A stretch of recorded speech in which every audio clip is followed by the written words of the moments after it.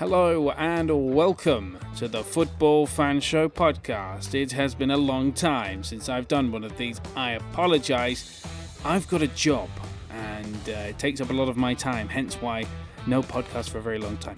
But you're getting two for the price of one this weekend. First, a Saturday podcast and a Sunday podcast, although the Saturday podcast was recorded 2 weeks ago before the internationals and the World Cup draw, so it is quite out of date. But thank you very much for tuning in. Callum Brown is my guest. Let's get into it. All right, let's catch up with some of the headlines this week, and we're starting with a Chelsea ownership update because, unfortunately, this is the story that is going to just keep fucking running. So yeah, you prepare to be sick of Chelsea ownership battles. I know it's every other story on Sky Sports News is Chelsea. The battle to own Chelsea. I don't really care. Can Ken Bates buy them and bankrupt them again? Or Mike Ashley? The Newcastle fans were chanting for Mike Ashley to buy Chelsea. That'd be funny. Yeah. That'd be funny. Yeah. So not really sink them down. Yeah, exactly. Sports Direct at Stamford Bridge. SportsDirect.com at Stamford Bridge. You know. Jesus.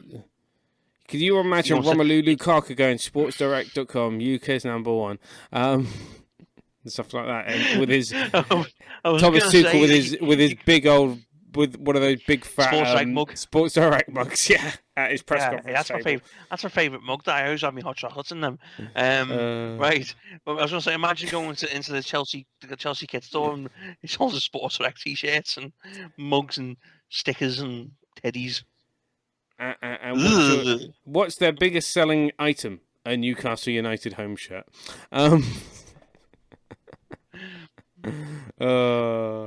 That's what Newcastle do. They just can't get rid of the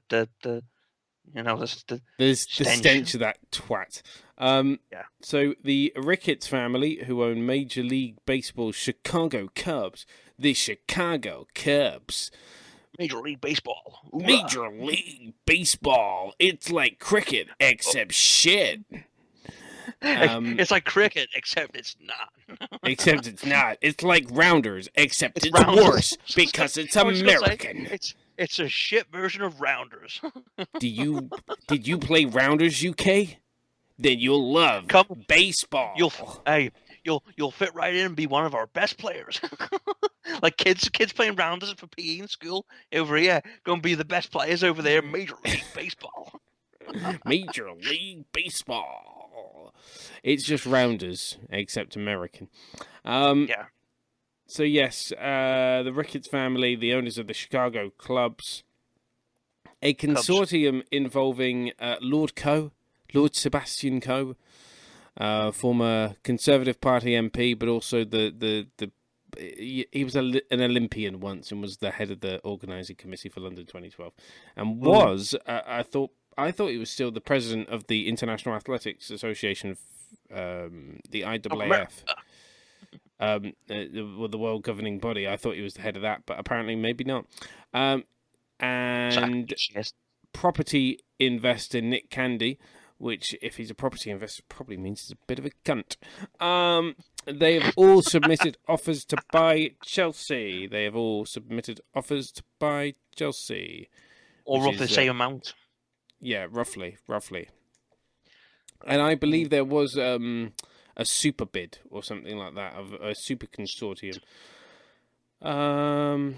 Candy, who is apparently a Chelsea fan, had secured additional investment from South Korea, and its bid is believed to be over £2 billion. Also, other confirmed bidders, including a consortium of Swiss billionaire Hans-Jörg Wyss, as well as the owner of... say that again.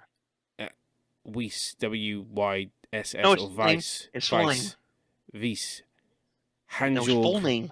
Hans-Jörg. What a name that is. Say that again. H-A-N-S. Hans-Jörg Wyss. Say that again. Hans-Jörg Wyss. That's a badass name. Swiss billionaire. Name. Sounds like a Bond villain. Hans-Jörg Wyss. I've been expecting you, Mr. Bond. I'm Hans-Jörg Wyss. I'll spell Wyss. WYSS, but it's probably German, Weiss, yeah. so it's Weiss, probably Weiss. No, instead of Weiss. So he's bid alongside businessman and another Major League Baseball. What's the fucking thing with all these baseball people trying to buy Chelsea? LA Dodgers. You say that. You go proper fucking southern Major League Baseball. Major League Baseball. We should practice and do like a script for like a Major League Baseball match. Major League Baseball live on BT Sport. Hello and welcome to the Major League Baseball fan show. Terrible. I want to throw up. So the part owner of the LA Dodgers. That sounds dodgy. Ha ha ha ha ha. Todd Bowley, American PR executive Barbara Caron. I literally no fucking idea. And British businessman Jonathan Goldstein and British journalist Daniel Finkelstein will also be involved. These names.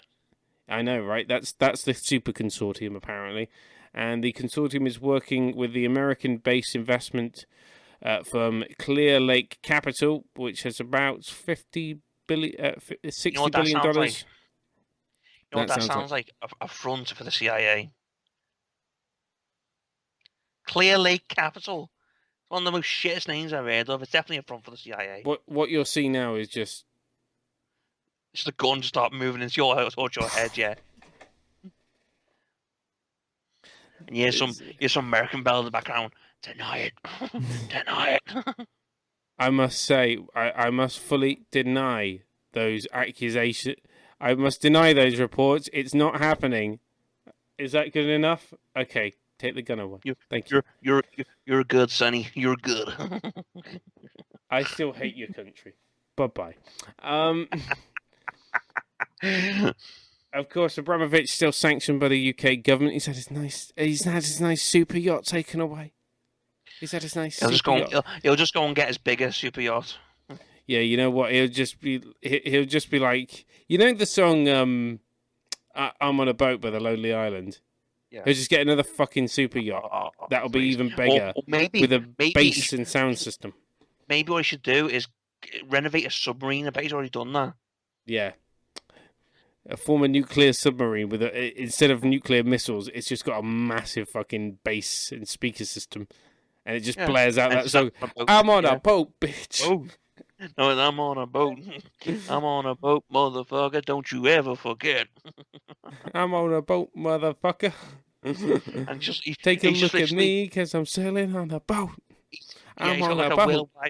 He's literally putting a middle finger up to the world with that. Yeah. Take a good hard look at the motherfucking boat, yeah.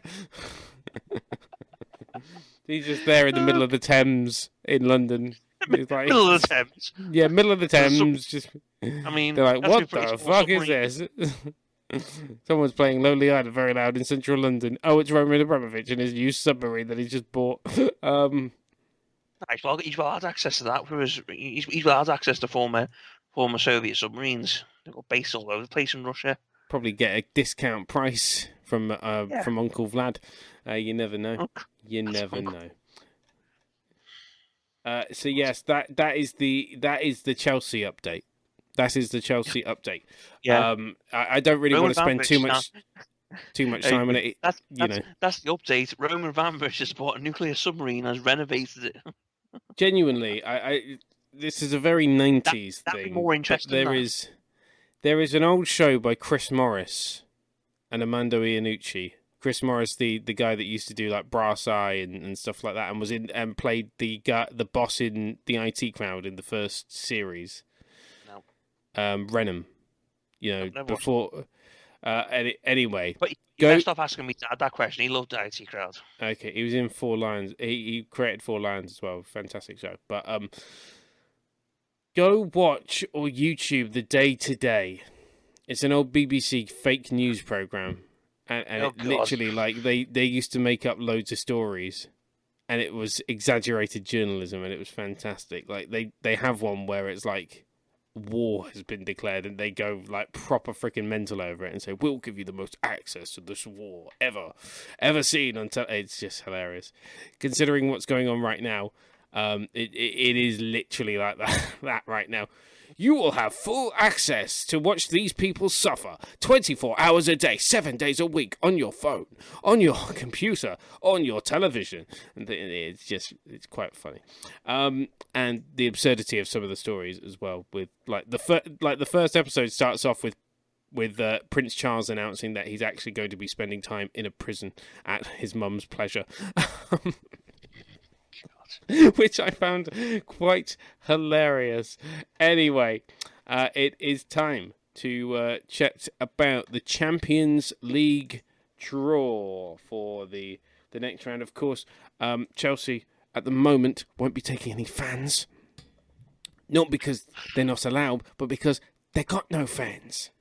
They got no fans because they've all pissed off and gone to support Manchester City instead. So, are you happy with this one? Benfica versus Liverpool? Yep, pretty much the best you could get. Manchester City versus Atleti. You know what? I was saying to my dad as soon as that happened, Simeone and Atleti have already shit-housed one Manchester club.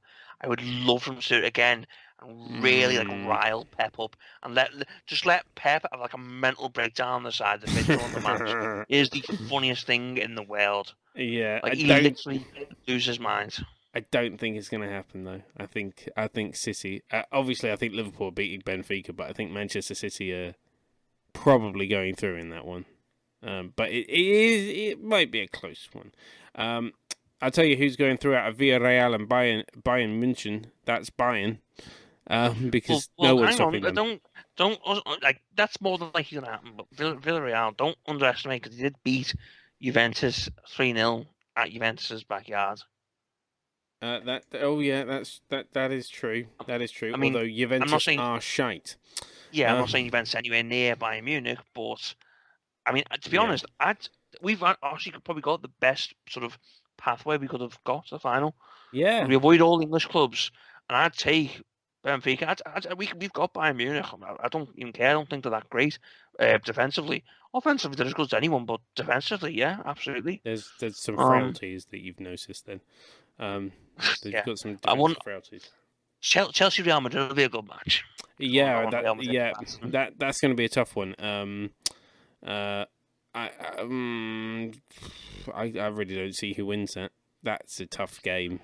I want Real Madrid. I don't think it'll happen, but I want Real Madrid to get to the final against us. I want revenge, but I think Real Madrid will beat Chelsea. Man City will beat Atletico, but then Man City I think will have the better edge over Real. I hope not. I hope Real knock them out, but I don't think that's going to happen.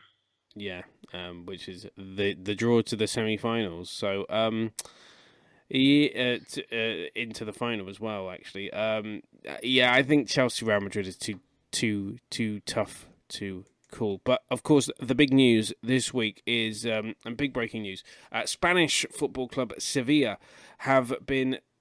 Well, they've been told off by UEFA and have been forced to return the Sevilla Europa League trophy after being knocked out by West Ham United. Sevilla, in a statement, said they were saddened and disappointed to have to hand their trophy back that they thought they were guaranteed to win this year. They lost 2-0 to the Londoners. I think it's very embarrassing. I thought, Sevilla must be favourites for that. Must be. And then getting beat by West Ham. West Ham! West Ham, West Ham, literally the biggest night in West, the way the fans and that were going, and the pundits were going about, literally the biggest night of their lives. I mean, it's what Jesus is it? Christ. This is the closest they've been to a European trophy in God knows how long. So there you go. I think they've been to a Fairs Cup final, maybe, or a semi-final. A what? A Fairs Cup final, which was the predecessor for the Europa League. I think so. No, that was the UEFA Cup. Yeah. It's called the UEFA Cup, which obviously got renamed and changed to the Europa League. It was so it's currently the Europa League. It was the UEFA Cup, and before that it was called the Fairs Cup or the Intercity Fairs Cup. So there you go. The Inter Toto Championship, yeah. Yeah. I think they've also won a European Cup Winners' Cup in 1964. I was going to say, now we're really digging the European Cup Winners' Cup. Like, what even is that? They beat... You know who they beat? 1860 München. Well, no wonder you hate West Ham. Yeah. No wonder they actually beat your team. Yeah, unfortunately, the bastards. Was that the last time 1860 were that close to a final? Yeah. And then the last time I believe they were in a European final was the 1975-76. Once again, say it with me: European Cup Winners' Cup final. They lost to Anderlecht by 4-2. The super giants of Anderlecht. The absolute giants of Anderlecht. So that was the last time they were in a final. Unless you count the Intertoto Cup in 1999, which I don't. That's Alan Pardew's like rise to fame. That honestly, have you seen the thing where it has his name and I don't know what it was, and his rise to fame was like finished. Got to a quarter final with Tottenham in the Intertoto Cup. It's like Jesus Christ. He saw nothing else in his career. God! Obviously, you don't get a trophy for winning the Intertoto Cup because a number of teams win it because it was a qualification tournament for the UEFA Cup back in day. So that was the last time they got to a final was 1975-1976 when they lost to Anderlecht, but they have beaten the Giants of Sevilla, who have handed back their trophy for the first time in their history. There were visible tears, as they handed back that trophy to UEFA officials. I am, of course, making all that up. So in the Europa League draw, RB Leipzig are taking on Atalanta. That would have been a Champions League game at the start of the season. Yeah, literally. If they'd been in the same group, yeah. That'll be an interesting game. West Ham versus Lyon, Olympique Lyonnais. Interesting game. You know what? I really want West Ham to go through. And the reason I want West Ham to go through is because I want them to draw Barcelona in the semi-final. Yeah, that'd be funny. For Xavi to go, who the fuck are West Ham? Who's that? And it's like, we're West Ham, you bitch. Just imagine the managers come out of the tunnel and they go shake hands and David Moyes is like, it's David Moyes and Xavi. David Moyes and Xavi. It's like David Moyes goes up and like confidently shakes his hand like, look at me, I'm David Moyes, and Xavi's like, the fuck's this guy? I am a genius. Who's this old Scottish drunk?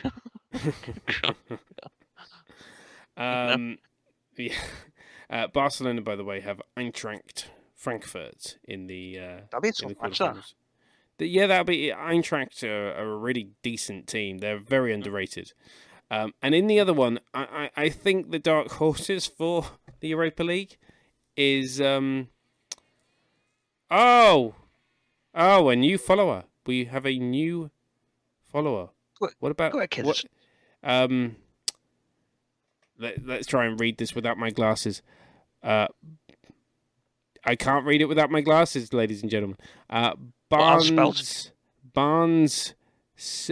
I can't see it without my glasses. I think it says BARNESEA1104.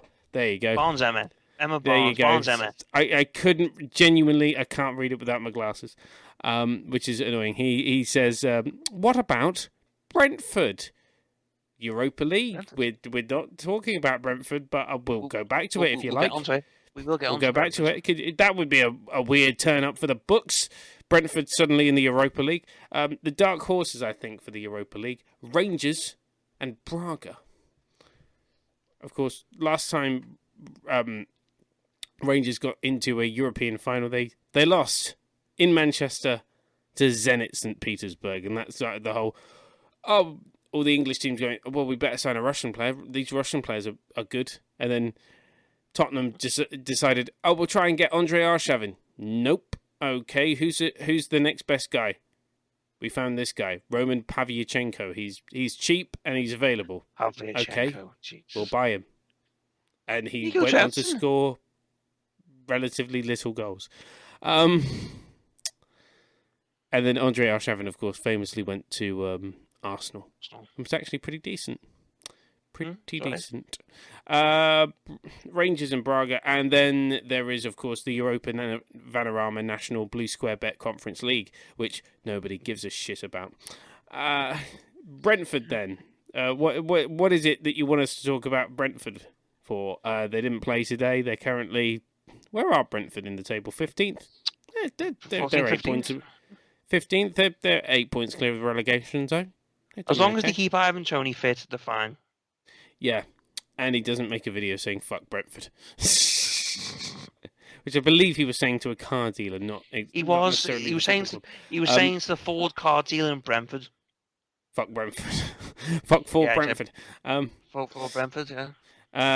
They're playing Leicester City tomorrow away. That's. I want to say Leicester, but actually, you know what? Brentford always step up in these kind of matches. Is it at Brentford? No, it's at the King Power. It's an away game. So that's why I'm saying, actually, you know what? I'm not a betting man, but I'd have a cheeky punt on Brentford for that. Just a 1-0. Just to scrape a 1-0 or a 2-1. I'll 1-1. 1-1. Yeah, that seems fair. Yeah. That seems reasonable. That seems a reasonable shout. And a point would be brilliant for Brentford, considering it's an away game. As long as the boys show great character, you know, as long as they show great character, it's fine. By the way, we've had an email in from Brendan towards Steven Gerrard, and he says, "Stop stealing my shit. Stop taking my gimmick. Don't say great character again." Tottenham and West Ham also tomorrow at 4:30 in a London derby. You know what? Cheekily, I reckon West Ham. Because hang on, the last time they met, didn't like Tottenham have a massive lead and then West Ham come back at the Tottenham Hotspur Stadium? I think Jose Mourinho was in charge then. Wasn't that when Wasn't that when Lanzini scored a screamer like yes, absolutely to win him it?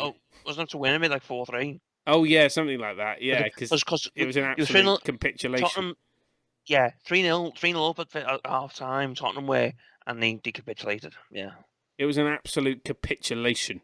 On this isn't that Tottenham team. They moved on from that. Yeah, I think so. And we'll have a look at the FA Cup games in a bit as well. Let's just round up any other business today. More back to the Chelsea ownership story because. Fucking hell, we're gonna keep talking about that. Apparently, Goldman Sachs are advising the consortium that involves the LA Dodgers baseball team. The baseball team, LA Dodgers. Every time you talk about an American sports team, no matter which brand, New England Patriots. You pick different pitches of your voice to American accents. First you're going Major League Baseball. Major League Baseball. Major League Baseball, or if you want, I can watch that NASCAR. Vroom, vroom, vroom. Is that NASCAR? Is that the southern version of rally racing? Yeah. Yeah, NASCAR. Pretty much. NASCAR. That's their thing. Thank God we don't have any Yanks listening to us. I mean, I think we got one once that followed us and then realised it wasn't their football, and then they were like, "Oh, I'm gonna go watch a channel about proper football." I'm like, "Your sport is rugby for pussies." You know what?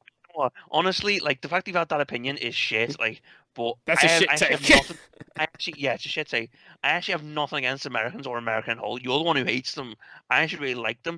I just hate them. I don't dislike them. I hate their sport and their culture and their government and everything about them. No, I like their culture because it's basically perfectly suited for me. Just eat lots of fucking exercise food. I hate the lot of it. But yeah, no, I'd love to have a conversation with an American person about stuff. Just you ban football, soccer. It's like it's an insult. Soccer. But to be fair, They aren't the only country that does that. Australia do it as well, and so do the. Oh, to be fair, the Republic of Ireland kind of do it, but they kind of don't do it. Well, Because they they've got should. Ireland have their own football, as do Yeah. the Australians. There's Aussie rules, which is fucking brutal, mate. Literally, Aussie rules is just football with like fucking attacking each other. Yeah, if you ever wanted to watch like so funny to watch. essentially what Joey Barton did on a pitch, but legal, then Legal. that's Australian rules football. Literally, it is hilarious. I remember putting it on one time, and it was hilarious because they actually like fucking like attack, like want to kill each other. They just try and like it's like professional wrestling meets football. It literally is. Clotheslines from hell. I think the objective isn't actually to score; it's to see how much fucking damage you can do to someone's face. I think. Pretty much. How many teams have you knocked out? I've knocked out 2. That's 2 points. Fair enough. Yeah. 2 points. Also, sticking with Chelsea, Thomas Tuchel has dismissed rumours that he's about to become the next Manchester United manager, which means probably. To be fair, if you've got the option of Pochettino or Tuchel, I'd go with Thomas Tuchel. Well, you was, but there's also a third option. Like, there's also like thing is like there's also there is a third option. Ollie at the wheel. Ollie at the wheel to go back to Manchester United. No. Ollie at the wheel. No. Actually get them relegated. Yeah. Okay. Yeah. Exactly. Yeah, I'd take that. But no, the actual in reality, to be in all serious in that for a second, it's Pochettino and Eric Ten Hag from Ajax who are like the front runners. Tuchel's come out of nowhere because people are like, oh, there's all this shit going on at Chelsea, therefore Tuchel's automatically just gonna go, yeah, I'm gonna go, and people think that's the like, speculation. This is idiot reporters from the Manchester Evening News who have nothing better to do at the time but go, oh well, they'll choose Manchester. They still believe Manchester United is like that big of a club. They're shit. Like, why would you go there? There's much better clubs out there for him. I mean, he's at a team that has.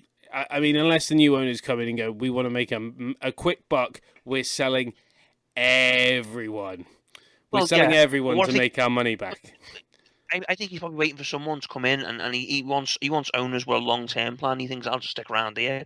But you've got these reports linking him just because he's got a really close friendship with Ralph Rangnick because he was like learned from him and that, and he played under him at I can't remember what the club was, but when he was a player before he had to retire, Ralph Rangnick was his manager, and he's the one who suggested he go for the Mainz job, and he's the one who and helped him with his early years as a coach and that. So they have like a really like big bond and that, because of the styles of play and that.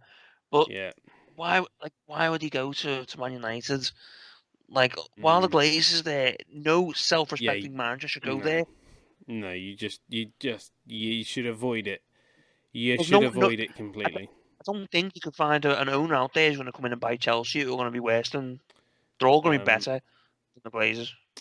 Apparently, Jamie Carragher was someone leading calls for United to make a move for Tuchel. Which, to be fair to Jamie, if you're Manchester United, you would break your right hand off to grab him. You'd take him, if he could, because he's a better manager than they've had in recent years. Yeah.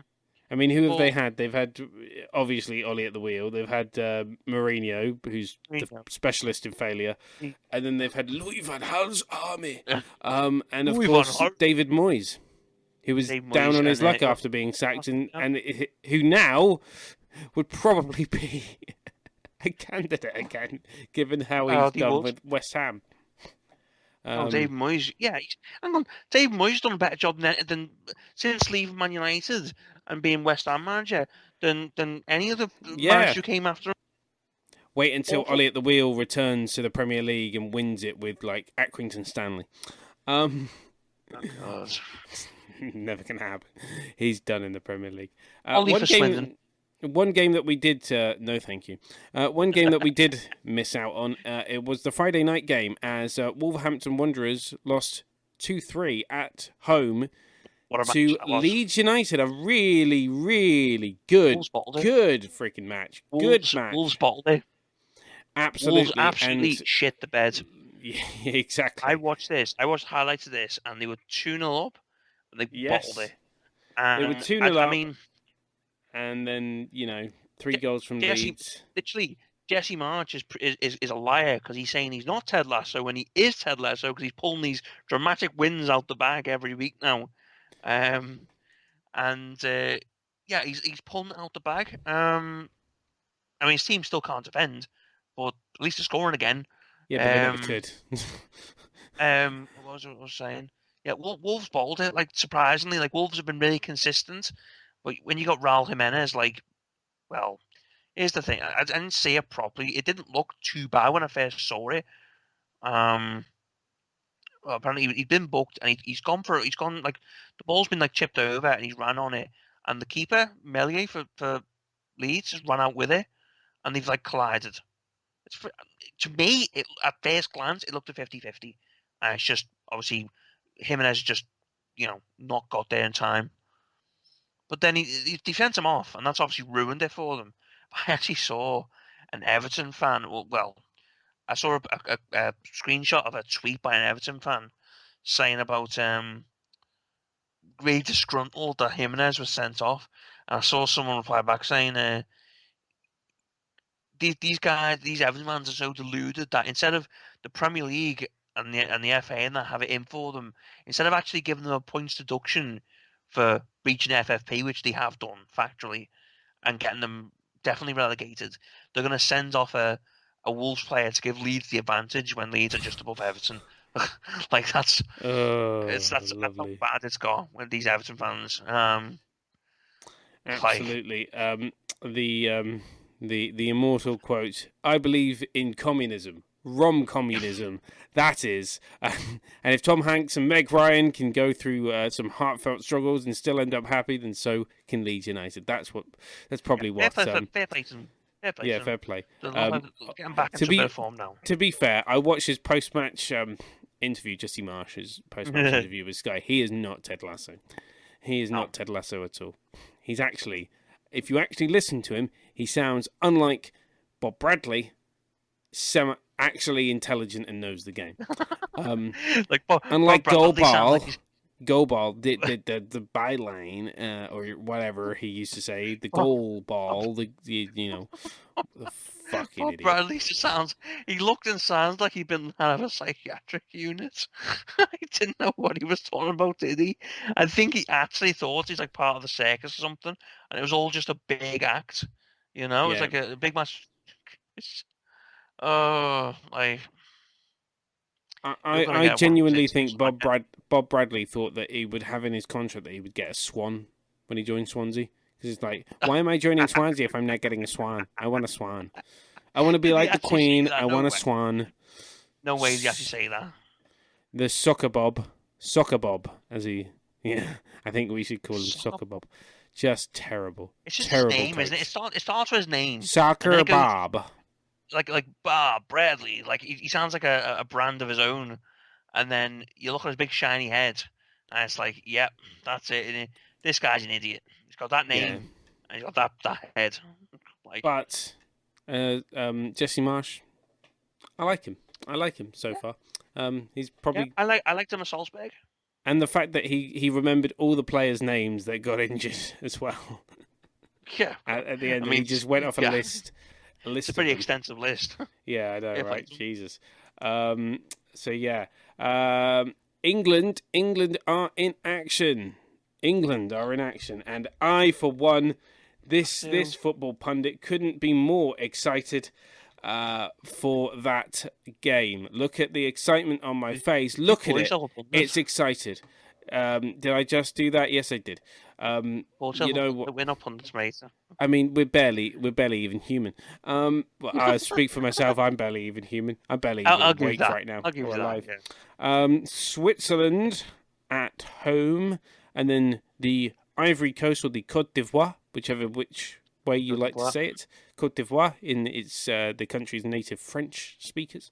Both at Wembley. Both. One's a Saturday game at 5:30. The other one's on the 29th of March at 7:45. So obviously there's no football fan show next week because. Yeah, I think I'll just fall asleep and just come back when the Premier League starts back up again. Yeah, pretty much. I'm going to go into international hibernation. Manchester United duo Marcus Rashford and Jadon Sancho have been left out of the England squad, whilst Crystal Palace centre-back Mark Guay, because I can't fucking say names, has earned his first ever call-up. Yeah. They are preparing, of course, for the Winter World Cup in Qatar. What I still don't understand is why is Harry Maguire there, and why is fucking Tyrone Mings there? Where's Tomori? Where's better centre backs than them? Shit asses. Because Harry Maguire turns up in an England shirt, but he doesn't in a Manchester United one. When was the last time he actually played well for Man United? Exactly, he doesn't. He just doesn't. He doesn't turn up for Manchester United. Hang on, he scores a fifth. He scores an own goal against like Albania, a header from a corner. It's 5-0, and he starts runs the crowd doing like this, that. like he's fucking won it. I'm like, you fucking tit. You're playing shit, and you do that, like not even a good goal, and you're fucking bigging up like you're the guy. Just fucking shut up and piss off, you massive four-headed fuckery. Like seriously, weirdo. Like, why is he the way he is? Like he's like, you know what? I bet if he wasn't playing football and you didn't know who he was and you just met him in the pub, he'd be a sound fella to have a pint with, probably. No, I reckon he's the blagger. I reckon he's the one that goes, well, I could have been there. You know, I could have done that. I could have been. I reckon he's that. That's what he's doing. That's what he's doing. He's dreaming.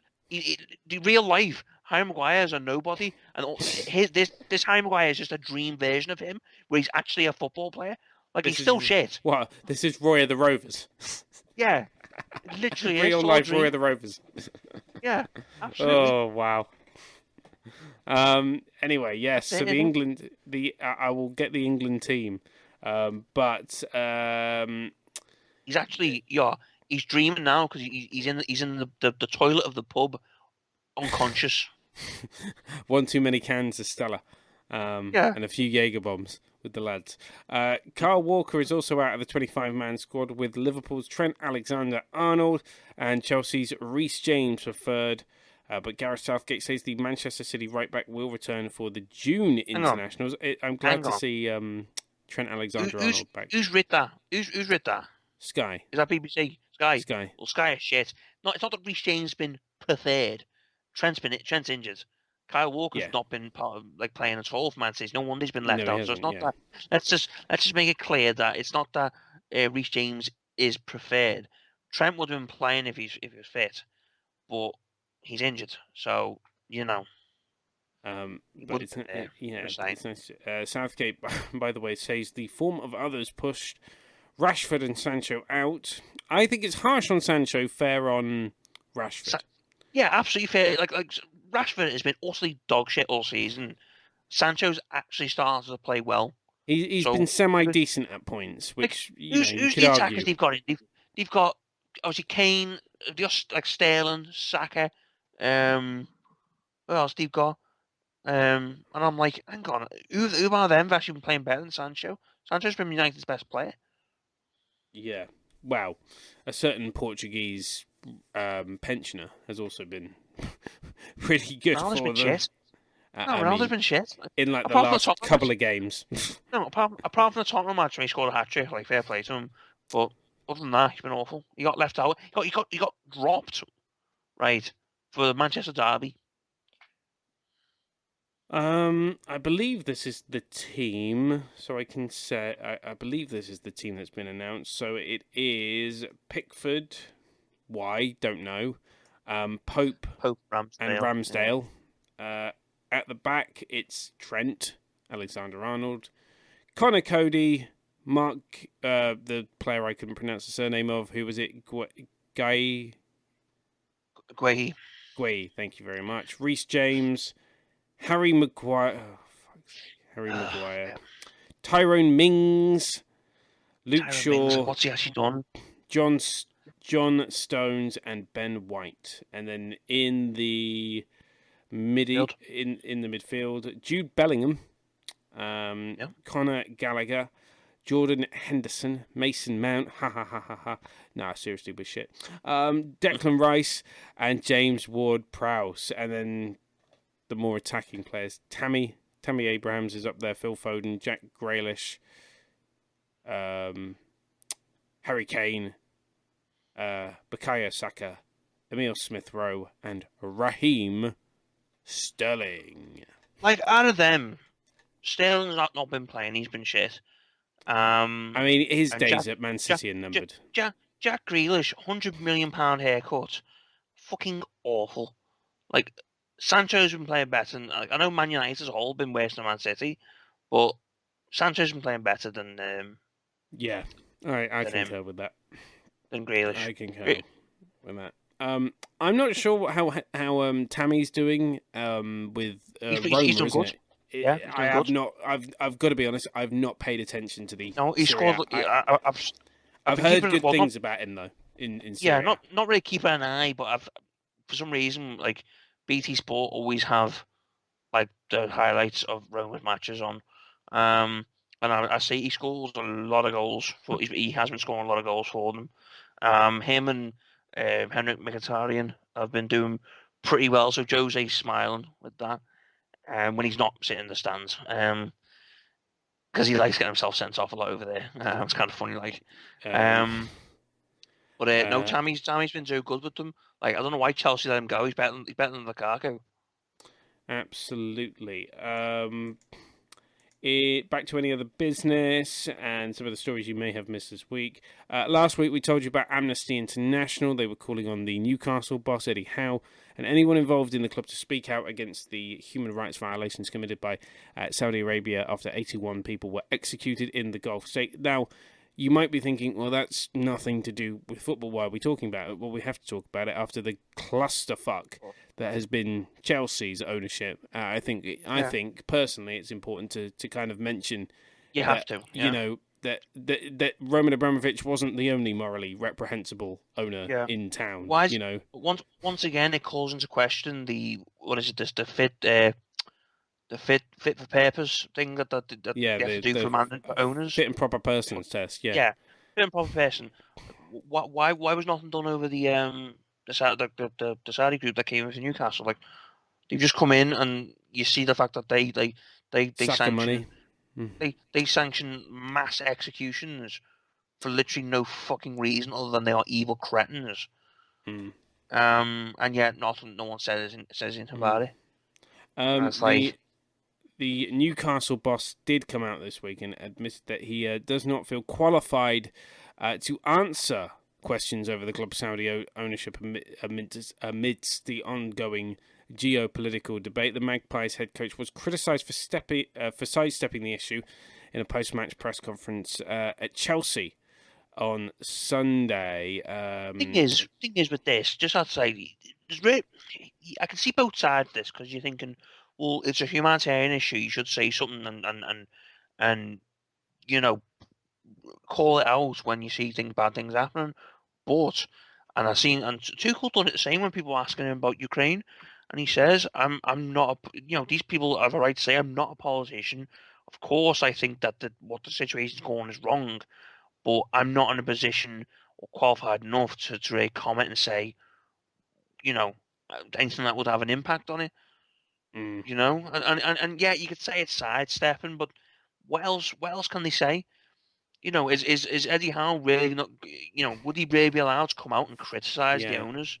Exactly. You can't expect him to do that. Yeah, unless he wanted to be down the job centre. Yeah, literally, he'd come in the press conference straight after him saying it, and they would literally behead him themselves. There and then. Quite frankly, after what they allegedly did to Jamal Khashoggi, the journalist in the Saudi consulate in I can't remember whether it was Ankara or Istanbul, but it was in Turkey. It was what they allegedly did is morally reprehensible. But what you're going to do? People come with stained blood money and go, "Oh, can you wash this?" And then London goes, "Yeah, we can do that." Make that money good as new. And no one has to know that you own that money. Yeah, exactly. It will just put it in a holding company. a bit of comedy. In the Seychelles, we don't have to pay any tax. Yeah. A bit of comedy now Scum for you, suckers. Callum. As we've covered the serious stuff, let's move on to comedy. Because Manchester United are suffering their worst trophy drought in 40 years after being knocked out of the Champions League by Atleti. Hey, just there quickly, sorry. Here's some comedy. Manchester United. Yeah. Defeat they're in awful. Europe means that the earliest United can achieve silverware is by winning next season's League Cup final, which is due to take place on February 26, 2023, providing that they actually get to the final, of course. Yeah. I mean, to be honest, let's be fair in this. Like, I saw Man United fans' reaction. I've seen sort of highlights in that. And you know what? I kind of feel bad for them because, like, playing Atletico Madrid, they are the ultimate shithouses. The ultimate, like, but that's like that's Diego because Simeone. we played them. We played them twice this season. We played them a couple of seasons ago. Diego Simeone is literally the worst human being in the world, and his players, they all. I mean, fair play to them. They all buy into it. They don't give a flying fuck who they upset, but they are seriously the whingiest, but then also the worst cowards. And like in terms of just dropping to the floor if they get like touched by a feather and then complains to referee and time wasting and being just ultimate dickheads of a football match. Like not even trying to play football, just being absolute weirdos on the pitch. They win that every time. So I feel kind of bad with that. But then what's more funny is Manchester United being terrible. So let them still be mediocre down where they belong. Always good. Yeah, so the last time Manchester United won a trophy was in 2017. I believe it was the Europa League under Mourinho. With Mourinho, yeah. I remember that. Mourinho. The specialist in failure actually winning something. Last time they won a trophy was 2017. To be fair, you say it's their worst drought in 40 years. It could be worse because when Sir Bobby Charlton was ending his career, they got relegated to the second division. So it could be worse. They could be on the cusp of relegation to the Championship. Yeah, they had it bad in was it the 70s, was it? Yeah. After the glory years of the 60s with Bobby Charlton and George Best and that, they went through players too long. They went through dog shit years before they finally got back up again in the 80s. Yeah. So, I mean, it could always be worse. So let's just park that. In women's football news, the FA Cup prize fund is set to increase from £400,000, a disgraceful pittance, to £3 million. To £3 million per season. What's the men's one? The men's winning pro? I will find out for you. It will say that the men's figure is. It doesn't actually say. Like 8-9 million, probably something like that. Yeah, something like that, probably. The fact that there's 400,000, like women's teams are already fucking treated like shit, and even I'll call my club out on this because our women's team is like it went through good years and then it got relegated, and we're finally vying back for promotion again, back to the Women's Super League, and they're treated like dog shit. Like we've actually got a good team now, the Liverpool's women's team, and we're trying to get promoted, but they're all treated like dog shit. They've actually got good teams. So within that, the winners of the final of the FA Cup for the men's gets 1.8 million, but the 3 million is for the overall tournament. That's what I mean, from 400,000 is fucking nothing. And I think there was a complaint this season that women's teams were going to play long distance matches when it would have been, even if they'd won or played those games, it would have been unprofitable even if they had won those matches. Yeah, they should just boycott it. Just like, just screw this. Screw this. Just pay us. So the figure is going up around 400,000 with details of how it's going to be allocated across the competition yet to be confirmed. But the FA has said that a disproportionate amount of this new fund will be invested into the earlier rounds of the competition to make it more financially viable for the smaller teams. It had been announced in January that a significant increase in prize money from next season had been agreed amid criticism between the current figures and those for the men's competition. For the men's competition, by the way, if you do get to the first qualifying, the first round, proper, the first round proper. If you lose, you get £3,125, and if you win, you get £22,629. And then it increases.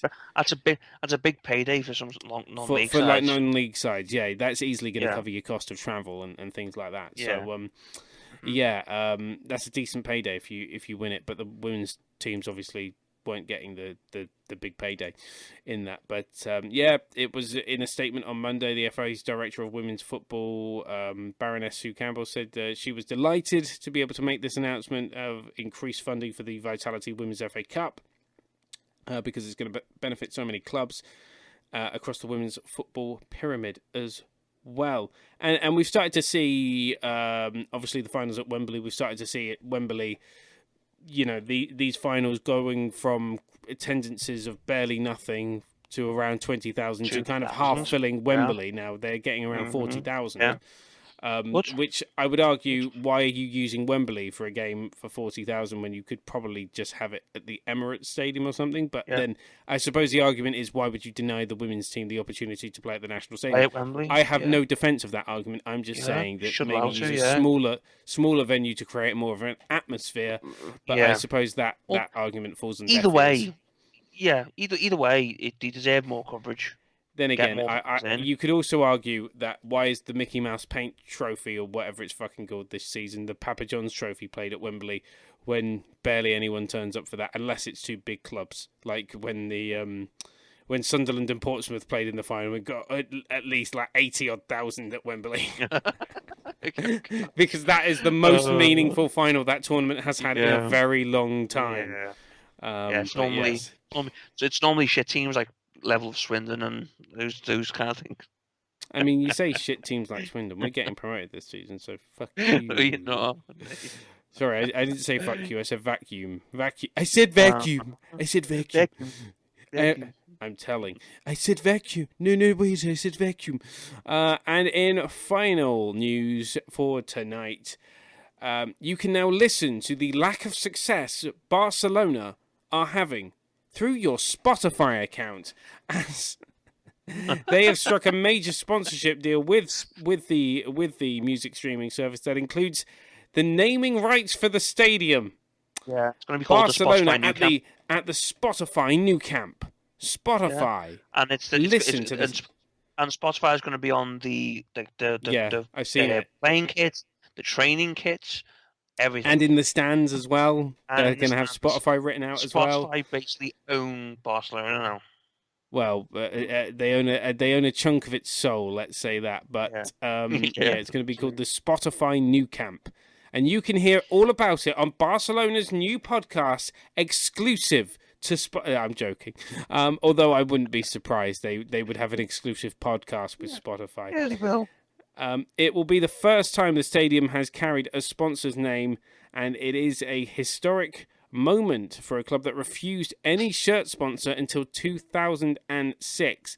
This is what happens when you sell your soul.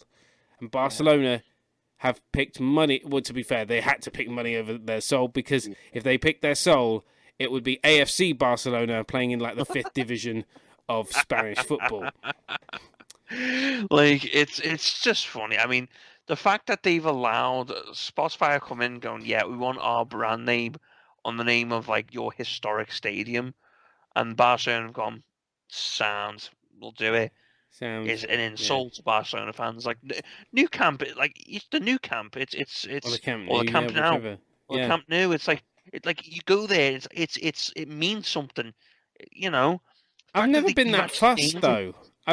Honestly, I've never been there. Like, I know that there are some kind of footballing pilgrimages where they're like, the Camp Nou and the Bernabeu. They're two. I'm not fussed by maybe the Bernabeu. I'm not fussed by either, to be honest. No, I've been the Camp Nou, the new Camp. I've been there. I couldn't give a shit about either of them. Thing is, I went to Barcelona when they were successful. Still had Messi and Neymar and Suarez, and so literally like the feeling of like football, like patriotism from like local Barcelona fans was seen out. Like you could feel it in the air everywhere. Like there was just Messi t-shirts everywhere.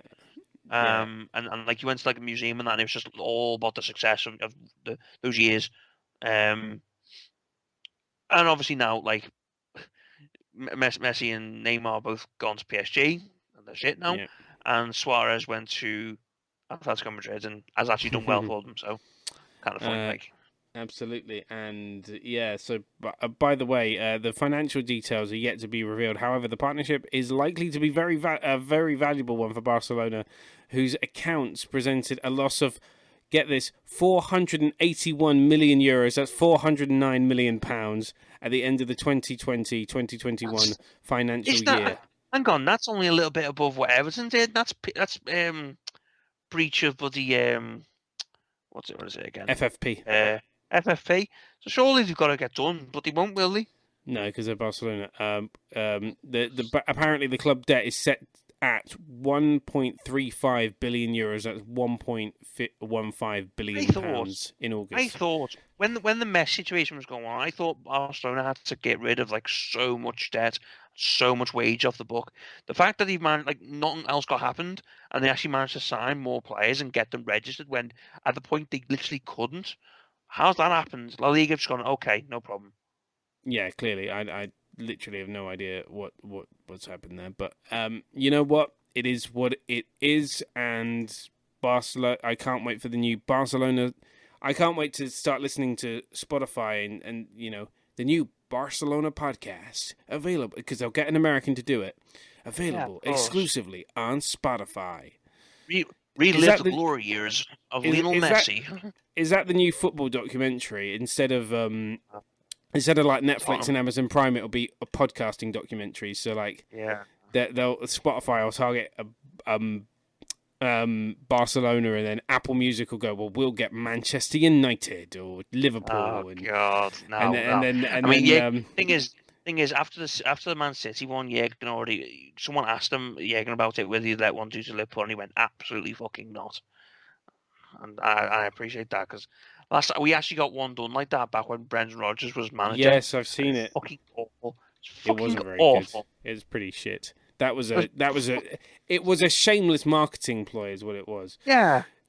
But I just like the idea of Spotify going to Barcelona, having their official podcast, and like Amazon, Apple Music going, oh, we'll get Manchester United, and then Amazon Music going, well, we'll get Chelsea, and then Tidal will go, we haven't got the fucking money, so we'll get like Accrington Stanley. And then it goes down, and then like Deezer have like, if you've ever heard of that music streaming service, Deezer get like Boreham Wood, or like, and then it just goes down even further to where YouTube Music have got like North Ferriby United's podcast. Jesus Christ, we're really digging deep here. Yeah, Jesus. we really are. We are. And with that said, let's have a look at the tables. Apparently, John Terry has come out and backed one of the. He's backing a consortium aiming for a 10% fan ownership with the club as well. Yeah. News before we end there. There's the same guy. It's the same guy who came up publicly and was backing Roman Abramovich. Yeah. Saying how great a guy he was when he got sanctioned. Like really, I don't. And obviously we know of his exploits when he's a player with women. So we're not even going to go there. Absolutely. He literally sounds like his way he acts and his exploits and that makes him sound like the football version of Boris Johnson. Full kit, hashtag full kit wanker. Let's have a look at the tables. National League. Just a quick. Remember when Boris Johnson played for England in the Soccer Aid match?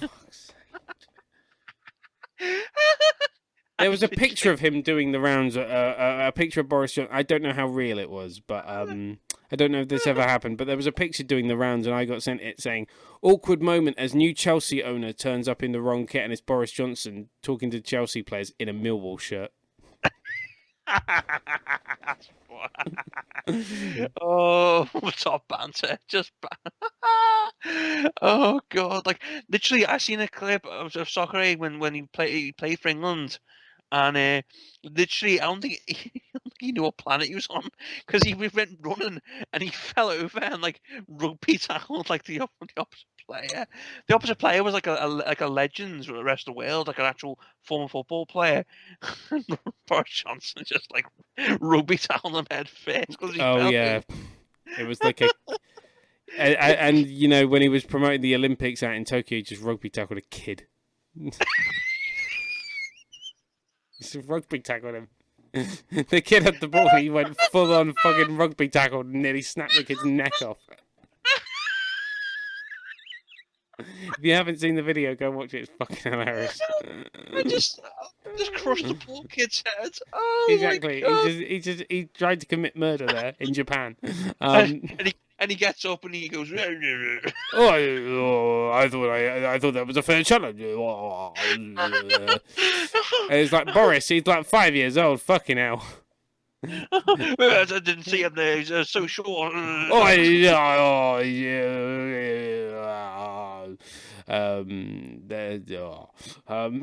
National League then. Give me a second, sorry. Give me a second. That's actually quite tickled you, hasn't it?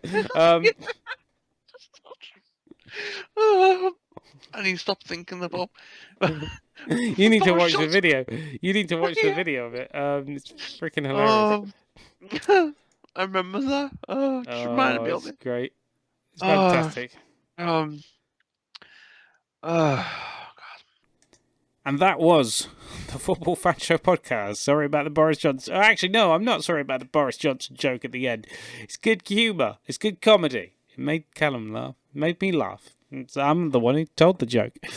We are back on Sunday, the 3rd of April, with a brand new episode on twitch.tv/The Football Fan Show. By the time you listen to this, it'll have gone past that date. So there'll be a new podcast from that episode, if I can be bothered to edit it. Blame the British Broadcasting Corporation. That's who I work for. Don't forget, you can follow us on Twitter at TFFSLive.